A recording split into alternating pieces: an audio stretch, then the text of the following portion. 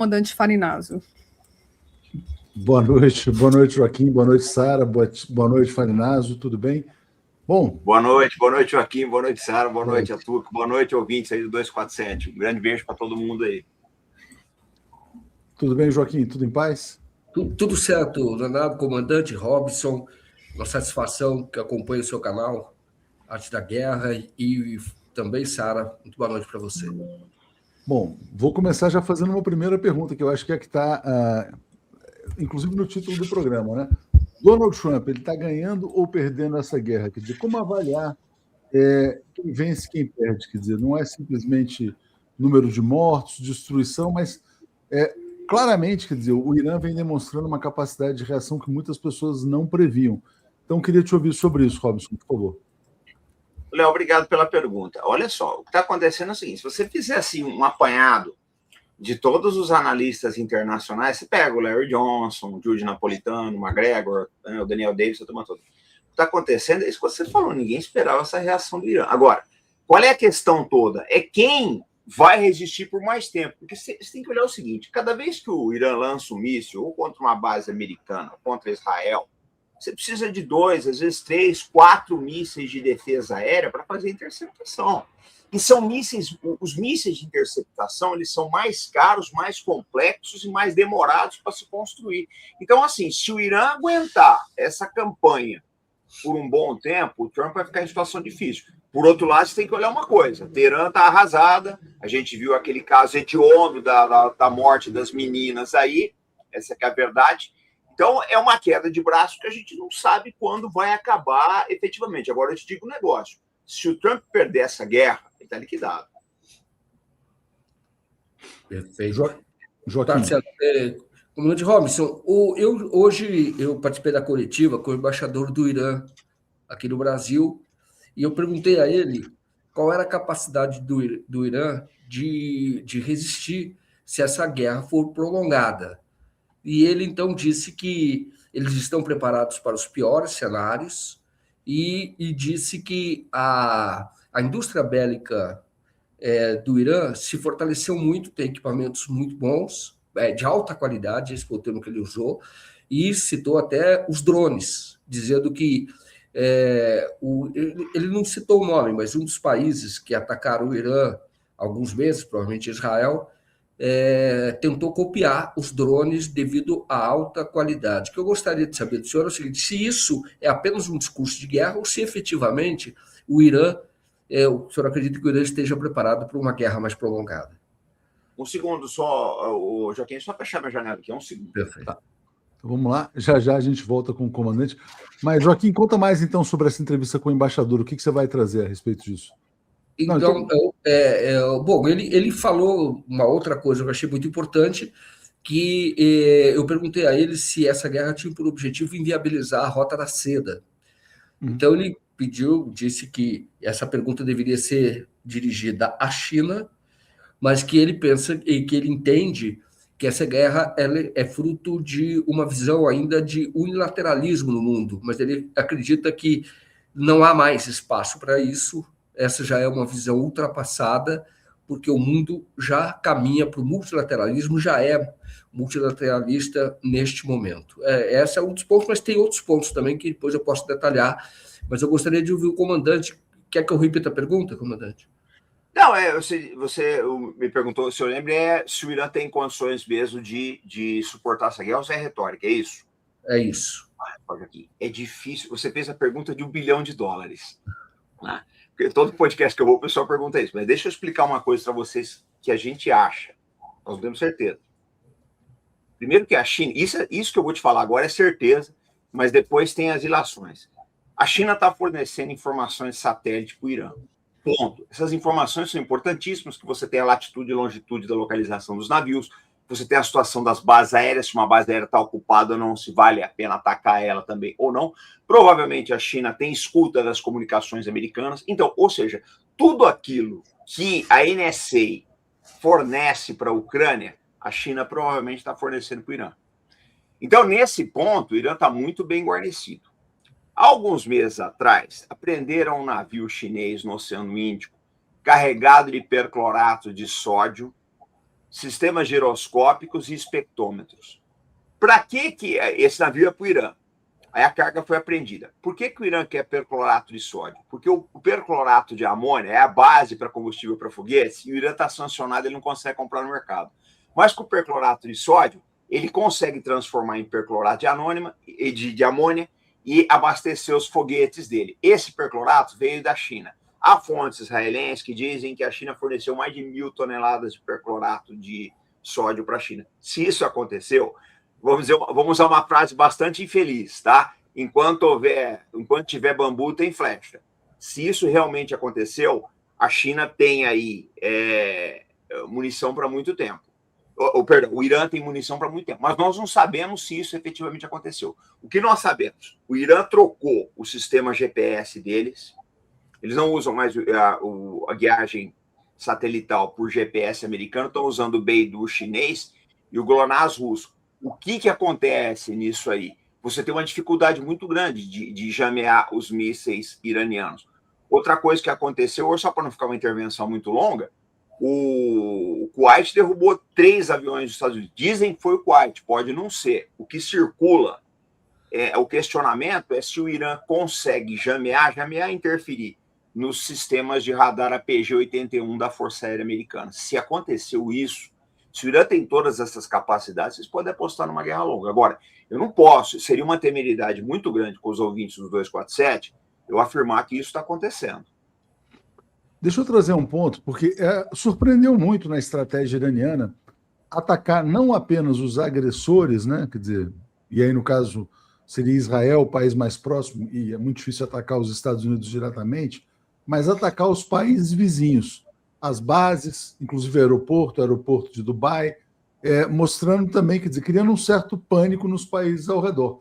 Como é que você viu essa estratégia, comandante, de ser um ataque assim generalizado que já atingiu aparentemente 11 países aí, segundo os cálculos? Léo, o Irã sabe que essas monarquias do Golfo, vocês conhecem bem, a geopolítica, são todas alinhadas com os Estados Unidos. É uma monarquia vassala, são vassalas dos Estados Unidos. Então, acho que o Irã deve ter pensado, eu não tenho muito a perder, né? Agora, quando o Irã faz esses ataques, primeiro que a malha aérea mundial, ela já está comprometida, porque Dubai é um hub importante para quem vai para a China, para quem vai para a Rússia, etc. Ninguém vai conseguir sair dali. É uma verdade. Então, tem milhares de pessoas presas em Dubai. Você tem os ataques aí, como parece que estão atacando refinarias agora. O Qatar vai interromper o fornecimento de gás para a Europa, provavelmente. A Europa vai ter que bater na porta da Rússia. Então, assim, o Irã ele criou uma situação internacional em que a pressão para o término da guerra vai ser grande. Eu acho que eles não tinham muito a perder, porque essas monarquias são todas alinhadas com os Estados Unidos. Né? Acho que não muda muito as coisas. Já te passando, Joaquim, só um comentário. Esse aqui também do Christian, né, perguntando se o Irã tem um bom estoque de mísseis, tem a ver com essa questão do fôlego. E sobre a Rússia, o comandante do Fundo Soberano da Rússia disse exatamente isso. Quer dizer, bom, agora eles vêm aqui e vão pedir o nosso gás, né? Talvez dê mais poder para a Rússia na questão da Ucrânia também. Diga, Joaquim.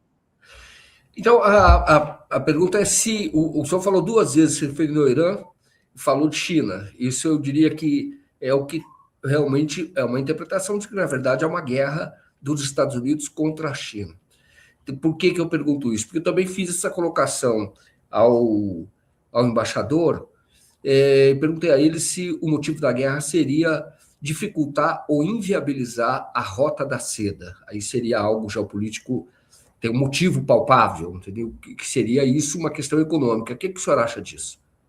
Não, eu acho que é para fechar a Rota da Seda e também para tirar um dos grandes fornecedores de petróleo para a China, que é o Irã. O Irã fornece 13% do fornecimento de petróleo da China vem do Irã. Agora, vocês têm que olhar uma coisa, né, gente? A China sempre foi discreta. Sempre foi discreta. Eles não vão colocar no LinkedIn ou no Twitter, nós estamos mandando armas para o Irã. Joaquim, só para você ter uma base. Os chineses ajudaram muito o Viet Minh e o Ho Chi Minh na luta contra os franceses em 54 de Dien Bien Phu. Só agora que nós estamos sabendo a extensão do apoio chinês.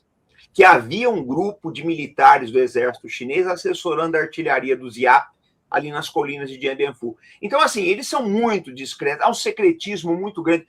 Léo, você que esteve na China, eu não sei quanto a você, mas eu não vi o exército chinês nas ruas. Você não vê, eles ficam escondidos. Eu só vi aquela guarda que tem na Praça da Paz Celestial, só, eles são muito discretos. Então, o que eu acho dessa história toda? Se a China está apoiando, eu tenho razões para acreditar que sim, nós só vamos saber no término dessa guerra, ou talvez depois, mas se a China estiver apoiando, o Irã tem uma boa retaguarda. Até porque é o seguinte, tá? Se a China não apoiar agora, ela vai se arrepender muito depois. Exatamente. E aí, pegando esse ponto também de guerra contra o BRICS, contra a multipolaridade, enfim, como é que você vê a situação do Brasil? O Brasil pode entrar na mira também nesse ano eleitoral, porque não só do ponto de vista político, comandante, que é o seguinte, se a gente olhar a extrema-direita, ela está toda dizendo, olha, veja bem, o Brasil aliado aos terroristas, etc. e tal, criando um constrangimento para o presidente Lula nesse ano eleitoral. E o Lula tem uma viagem agendada para o encontro com o Trump, agora no mês de março, que provavelmente será adiada, né? Como é que você vê, vamos dizer assim, o Brasil pode entrar no foco dessa insanidade? E também te pergunto se, na sua opinião, o presidente Lula deveria adiar a viagem aos Estados Unidos. Bom, vou responder de trás para frente. Eu acho que ele deveria adiar. Vai ser muito constrangedor, muito comprometedor para uma pessoa que nem o presidente Lula, que é um expoente do Sul Global, tá? Uma pessoa de uma respeitabilidade internacional muito grande, sair na foto com Donald Trump nesse momento que 160 crianças estão sendo enterradas no Irã. Eu acho, eu não iria. Mas o Lula sabe o que faz. Ele tem muita experiência internacional. Agora, vamos ser sinceros, Tuque. O que você pode esperar de um presidente que sequestra o presidente de um país soberano? Sequestrou Maduro. Ameaça Cuba. Agora está atacando o Irã sem justificativa. O que a gente acha que ele vai fazer no Brasil? Eu tenho muito receio, tenho conversado com muita gente de violência política aqui dentro. Eu tenho receio disso.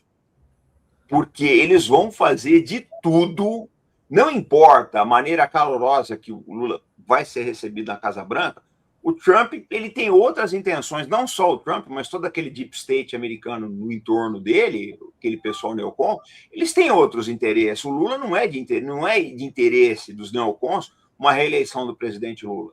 Então, eu penso que a gente não pode brincar com isso, vai ser um ano muito complicado, né? Muito complicado mesmo, a gente pode ter muita violência política, esse pessoal vai derramar um caminhão de dinheiro aqui para desestabilizar tudo, tá? Podem fazer alguma coisa como fizeram recentemente no México aí, e eu acho que, assim, a BIM, a Polícia Federal e outros órgãos precisavam ficar... A BIM parece que já soltou um alerta, né? Eu acho que precisava ficar de olho nessa situação aí, porque eu temo muita violência política esse ano. Não, importantíssimo, alerta, fundamental. Diga, Joaquim. A pergunta é se agora a Inglaterra já ofereceu as bases para aqueles que querem atacar o Irã, o que significa que, de alguma maneira, ela já está se posicionando. O senhor acredita, pelo que o senhor conhece o histórico de guerra, de estudos de guerra, que nós estamos caminhando efetivamente para uma guerra mundial? Pode ser, porque o que acontece, Joaquim? O que a gente tem que olhar nessa brincadeira toda aqui, tá? As coisas podem sair do controle. Porque quando você tinha só a guerra na Ucrânia, e lógico, a Ucrânia sempre foi a cesta de pão da Europa, mas não mexia tanto com a economia europeia. Você pega no caso do Golfo Pérsico, o Japão, eu estava vendo, ele tem estoque de petróleo para 250 dias. Depois acabou, ele vai ter que bater na porta da Rússia também. Então, nós estamos numa situação muito complicada do ponto de vista internacional. Essa turma dos neocons não vai deixar o osso assim tão fácil. Esse pessoal já mostrou que está disposto a tudo. Então, pode acontecer de ir para uma... Porque qual é o receio? Vamos supor que a China esteja apoiando efetivamente o Irã tem um grande estoque de mísseis, já mostrou competência no uso desse estoque, e os Estados Unidos fiquem numa situação, porque há uma preocupação muito grande do Pentágono, depois eu gostaria de falar disso, com relação ao estoque de mísseis. Vamos supor que os Estados Unidos sejam colocados no corner do ringue. Você duvida que uma pessoa que nem o Trump ou Netanyahu poderiam usar armas nucleares? Eu não duvido. Era exatamente a minha próxima pergunta, se a gente está perto do Armagedon nuclear. Por favor, então. Sou eu. Tá, então vamos lá. Isso.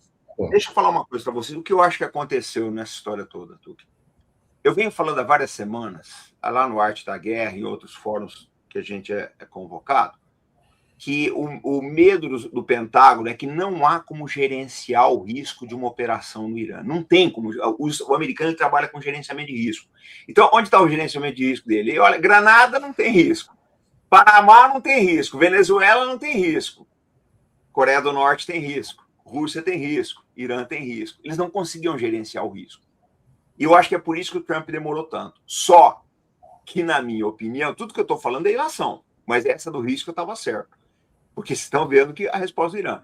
Na minha opinião, o Netanyahu enganou o Trump. Eu acho que ele foi para... Eles tiveram uma reunião na Casa Branca e ele apresentou dados falsos. Isso já tinha acontecido na Guerra do Golfo em 90, quando eles estavam fazendo a preparação para invadir o Kuwait em 91. A CIA e o Departamento de Estado foram no Rei Fahd, no falecido Rei Fahd da Arábia Saudita, e mostraram fotos de satélite onde o exército Saddam no Kuwait estaria pronto para invadir a Arábia Saudita. O Rei Fahd, enganado, autorizou a presença de tropas americanas, né, em Dhahran, Riyadh, etc. Eu acho que foi isso que aconteceu. O Netanyahu deve ter falado para o Trump que ia ser uma campanha fácil, que o Irã não tinha tanta força, né? E a gente está vendo que as coisas não são bem assim, porque, fundamentalmente, o que o Irã está fazendo de mais importante é obliterar todas as bases navais e aeronavais americanas do Golfo Pérsico. Né? Só um ponto, Joaquim, antes de passar, porque é muito interessante isso que ele falou, porque provavelmente eles acreditaram na tese de que a lógica da decapitação, matar o líder supremo, o Ayatollah, provocaria uma rebelião popular, o povo nas ruas festejando e a queda do regime. Né? O que se viu, na verdade, foi o contrário. Muito mais coesão, uma multidão, milhões de pessoas nas ruas gritando morte à América. Ou seja, quer dizer, é por isso que eu até fiz um tweet assim hoje, dizendo o seguinte, olha, pode ser prematuro, mas talvez o Trump já tenha perdido a guerra, porque vamos imaginar que ele fique lá bombardeando 1, 2, 3, 4, 5, 6 semanas, o que seja. Nada garante que ele vai conseguir mudar o regime. E hoje, o chefe do Departamento de Guerra, o Hegseth, já disse que a estratégia agora já não é mais mudar o regime. Quer dizer, como é que você vê as perspectivas de mudança de regime no Irã? O que eu mais temo, a gente andou debatendo isso no Arte da Guerra, acho que foi domingo de tarde, que pode acontecer à medida que você vai decapitando o pessoal que é contra os Estados Unidos, você pode deixar só os Kislings, né? O Pezeshkian não é uma pessoa confiável, vamos ser sinceros. Ele é do bazar, ele é alinhado com o Ocidente. Se ficar só ele, não tiver oposição mesmo dentro da Guarda Revolucionária, ele pode fazer um acordo. Então, a estratégia pode ser essa.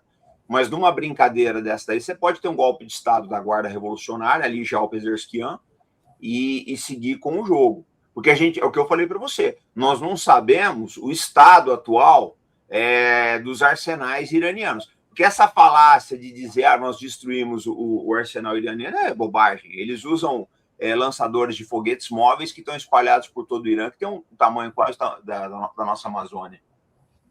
Não dá para fazer isso aí. Diga lá, Joaquim. A pergunta é sobre a posição do Brasil. Quer dizer, escalando esse conflito, primeiro, qual deve ser a posição do Brasil na sua visão? E como e o que a gente pode esperar, e se isso tem alguma importância, né? Mas pode esperar da posição das Forças Armadas? Ô Joaquim, olha só, a posição do Brasil, como sempre, deve ser uma posição de neutralidade. Eu acho que a gente vai ter problemas aí, né, com relação ao fornecimento. Condenar o ataque americano, na minha opinião, seria importante, porque foi um ataque sem justificativo. Agora, a gente depende de muita coisa que vem ali parece que já vai ter um problema de fertilizantes. A gente comprava, acho que a ureia do Irã também. E a questão de Forças Armadas é bastante complicada, porque a gente tem não obstante, nos últimos anos, principalmente do governo Dilma, eu falo porque eu fui chefe de departamento do governo Dilma e a gente trabalhou muito. Eu falo sempre isso daí, que foi um dos governos que mais, Dilma 1, perdão, e a metade do Dilma 2, né, o que ficou do mandato dela, a Dilma investiu muito. Todos os projetos, os grandes projetos que você está vendo florescerem hoje, são do governo Dilma.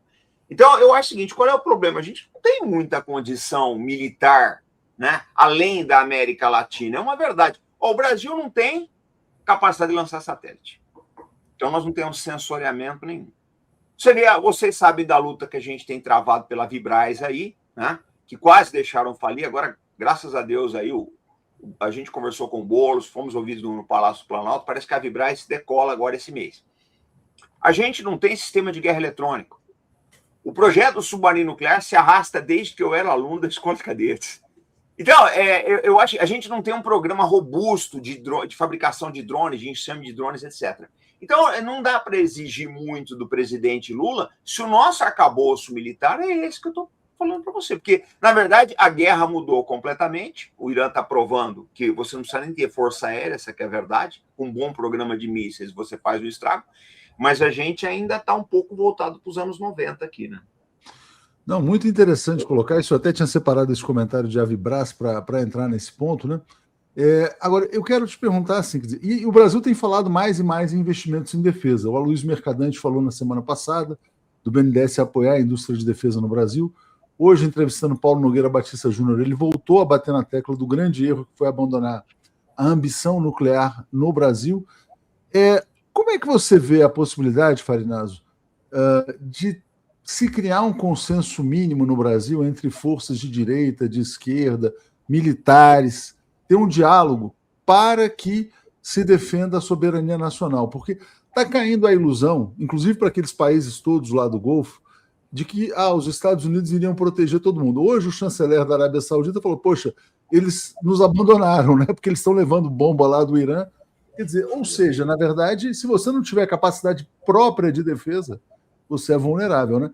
Será que esse tema entra agora na pauta ano eleitoral, né? Direita, esquerda aí disputando? Como é que você vê essa necessidade? Eu acho que a gente tem que conversar, Tuque. Eu acho que precisa ter diálogo. Na minha opinião, eu falo muito com os militares que é um erro não conversar com a esquerda e é um erro da esquerda também não conversar com os militares. Há pouco tempo atrás, nós recebemos o Rui Falcão no Arte da Guerra, sexta-feira, conversamos com ele, isso daí, já recebi o Genuíno, estou para receber de novo, falamos diversas vezes, a gente está conversando com lideranças. E, assim, qual é o problema? Eu vou te contar uma história que é até engraçada. Teve uma reunião do PT no Rio de Janeiro, sobre segurança pública, etc. E não se abordou muito a questão de uma provável revolução colorida. Aí depois vieram me falar, eu falei, cara, você tem que o que o PT tem que entender é o seguinte, quem vai fazer revolução colorida é quem não está aqui, é quem não está sendo ouvido. A esquerda precisa falar para o centro, precisa haver um diálogo a nível nacional. Se reclama muito do que aconteceu do olavismo, Olavo de Carvalho.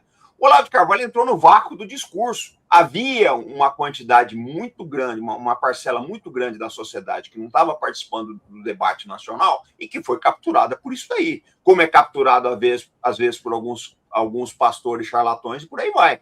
Então, o que eu acho que precisa ver? Precisa haver um diálogo mais amplo em cima dos temas que realmente interessam. Agora, para haver diálogo, precisa haver vontade. O que a gente tenta fazer, o que eu tento fazer muito lá no Arte da Guerra, vou mandar agora mesmo, estava preparando um zap para o secretário do Dirceu. É para ele conversar, tem que conversar, explicar os projetos, explicar o que precisa ser feito, explicar a questão do imperialismo, porque, vamos ser sinceros, antigamente, muita gente não acreditava que existe imperialismo, era que nem eu não creio em bruxas, né? Mas agora está todo mundo vendo. Pelo amor de Deus, está mais do que na cara. Então, é preciso haver um diálogo de consenso nacional com as lideranças que são, assim, progressistas, que querem conversar. Né? Só ler esse superchat aqui, Joaquim, agradecer também o Soberano Brasil, Jair Costa. Estamos falando na possibilidade de uma terceira guerra, e será com armas nucleares. Aliás, hoje a França anunciou que vai ampliar o seu arsenal nuclear. Existe a probabilidade de recuo do Império com uma saída honrosa para todos, visto que uma guerra nuclear será fatal? Essa é a minha aposta, mas eu passo para o Joaquim fazer a próxima questão. Hein? Então, eu passo essa questão, mas eu tenho uma outra. Se o senhor quiser colocar a questão aí do Jair Costa, falar sobre isso, que existe uma possibilidade de uma terceira guerra mundial e será com a arma nuclear. Então, ele pergunta se existe possibilidade de recuo do Império com uma saída honrosa para todos, visto que uma guerra nuclear será fatal. Quer dizer, quem atacou é os Estados Unidos que tem que recuar, né? Jair, por incrível que... Joaquim, por incrível que pareça, o melhor ator para mediar tudo isso daí é o Putin. Ou ele, ou talvez o Xi. Talvez o Putin faça essa mediação. Porque, é o que eu te falei, se o Irã resistir muito tempo, o Pentágono, isso está no Washington Post, acho que de ontem, eles publicaram. O Apple publicou um artigo aí que os Estados Unidos não tem munição para muito tempo. O Catar hoje parece que já estava chiando. Então, assim, se os Estados Unidos ficarem sem a munição de defesa aérea, o Irã vai fazer pesca ao barril. A verdade é essa. Nós não sabemos o tamanho do arsenal iraniano. Nós sabemos que o arsenal americano ele tem deficiências, né? Então, o que acontece? O meu medo é, se os Estados Unidos chegarem nesse ponto, ou o Trump ou o próprio Netanyahu empregarem armas nucleares. Eu não duvido que essa gente vai fazer isso. Sinceramente, eu não duvido. Os Estados Unidos foi o único país que usou armas nucleares até hoje, né? O comandante, eu queria fazer uma pergunta. O senhor sabe que muitos oficiais aqui das Forças Armadas Brasileiras fazem curso nos Estados Unidos. Isso recente, fazem curso, recebem, ficam lá, recebendo do Brasil, recebendo de lá, tudo pago. Eu tenho um amigo que é da Força Aérea e ficou lá, os filhos estudaram lá. E então, é claro que esse é um programa para fazer a cabeça, de fazer influenciar em termos de doutrina. E como o Brasil tem necessidade de realmente de modernizar e de ampliar sua capacidade bélica, né? Qual o risco que nós corremos e como transformar essa mentalidade que pode já ter contaminado boa parte das Forças Armadas? Mas, Joaquim, é o que eu acabei de falar. Não existe vácuo de discurso. Olha, o cara vai como tenente do Exército, faz um curso aí em Fort Lauderdale, sei lá, qualquer canto desse aí, né? Fort Bragg, etc. Aí, mais para frente, como tenente-coronel, ele volta para fazer um curso de aperfeiçoamento na Escola de Estado-Maior Americano. Lógico que, como general, ele tem uma visão positiva dos Estados Unidos. Isso vai acontecer. Então, o que eu acho que precisa ser feito? Eu acho que as lideranças, por isso que eu digo, gente, vai fazer um simpósio, tem que ter simpósio da esquerda voltado para os assuntos militares. Agora mesmo, como eu te falei, eu recebi